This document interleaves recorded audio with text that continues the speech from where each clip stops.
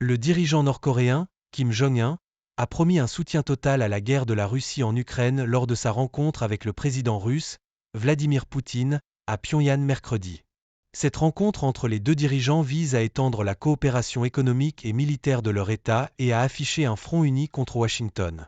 Poutine a remercié Kim pour son soutien et a déclaré que les deux États signeraient des accords pour renforcer leur coopération alors qu'ils luttent contre les politiques impérialistes et hégémoniques des États-Unis et de ses satellites contre la Fédération de Russie. La visite de Poutine en Corée du Nord intervient à un moment où les inquiétudes grandissent concernant un accord d'armement par lequel la Corée du Nord fournirait à la Russie les munitions dont elle a besoin pour soutenir la guerre de Moscou en Ukraine, en échange d'une aide économique et de transfert de technologie qui pourrait augmenter la menace posée par le programme d'armes nucléaires et de missiles de Pyongyang. La Corée du Nord est sous de sévères sanctions économiques imposées par le Conseil de sécurité des Nations Unies en raison de son programme de missiles et d'armes nucléaires. De même, la Russie fait face à des sanctions imposées par Washington et ses partenaires occidentaux en raison de l'agression de Moscou contre l'Ukraine.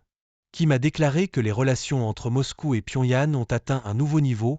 dépassant les relations qu'il avait à l'époque soviétique. Le leader nord-coréen a également exprimé l'espoir que l'amitié entre les deux États se renforcera, ont rapporté les agences de presse d'État russes. Avant la rencontre, Kim Jong-un a accueilli Poutine avec une cérémonie sur la place principale de Pyongyang,